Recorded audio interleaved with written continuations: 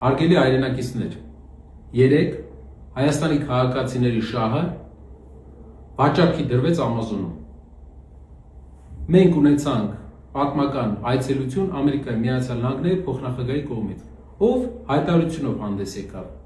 Հայտարարության մեջ նա ներկայացնում էր իր երկրի շահը եւ արեց հայտարարություն, որը մեր կառավարության թարգմանիչները հատուկ թարգմանեցին այսպես. Սկզբնական 5 միլիարդ մոտ գումարի մասին ենք խոսում ներդրումների հետագայում, երկրորդ փուլում եւս 4 միլիարդ, սա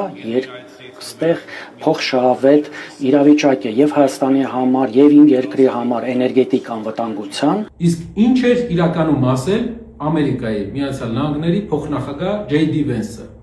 Մենք կներկայացնենք ձեզ բնօրինակը։ That means up to $5 billion in initial U.S. exports, plus an additional $4 billion in long-term support through fuel and maintenance contracts. Երբ որ մենք համեմատում ենք բնօրինակը եւ կառավարության թարգմանչի ասածը, մենք հասկանում ենք, թե ինչ մեծ սուտ են ցանկանում մեզ վաճառել արգելի հայրենակիցներ։ Այս կառավարությունը ցանկանում է մեզ ասել, որ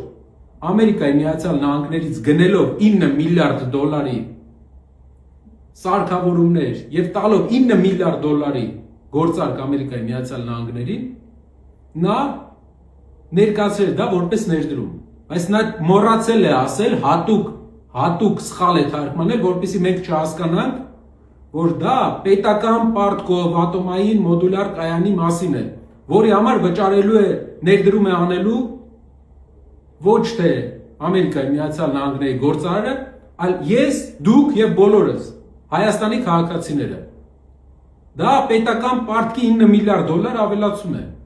Դա ատոմային էներգետիկ սակագնի կրկնապատկում է։ Իսկ գիտեք քանի մոդուլային կայան է սարքել Ամերիկայի Միացյալ Նահանգները մինչև այսօր ավարտել։ 0։ Փորձարկվում է նոր մոդուլային կայանը ատոմային էներգետիկայի մեջ Հայաստանի Հանրապետությունում։ Իսկ ինչ այլընտրանք ունեինք մենք։ Չինաստանի Հանրապետությունը ժողովրդական մեզ առաջարկել էր 2 անգամ ավելի էժան ատոմային կայան, 2 անգամ ավելի մեծ հզորությամբ։ Ես կարող եմ դա վստահությամբ ձեզ ասել, քանի որ հայկական ընկերությունների կողմից բանակցողներից մեկը ես էի։ Եվ ուղղակի մի հատ նկարի համար, որպեսզի Ամերիկայի Միացյալ Նահանգների փոխնախագահի հետ նկարվի, մեր երկրի թույլ առաջնորդը զոհեց եւս մեկ շահ Հայաստանի 9 միլիարդ դոլարի պայմանագիր ներկայացրեց Ամերիկային, որպեսզի ունենա նկար եւ խափի մեր հանրությանը, որ Ամերիկայի Միացյալ Նահանգների հետ հեղափոխական փոփոխություններ են լինելու։ Այսպես հուսավաճառությամբ ամեն անգամ մեր երկրի ղեկավարը մեզ ամեն ընտրությունից առաջ խափում է։ Եվ սա էլ նոր հուսավաճառություն է։ Մենք երկիրը պետք է կառավարվի այնպիսի մարդկանցով, ովքեր պետական շահը չեն համարի իրենց ներքին քաղաքական շահը, իշխանության մնալու շահը չեն համարի պետական շահ։ Եվ դա է լինելու մեր երկրի ուժեղ ապագան։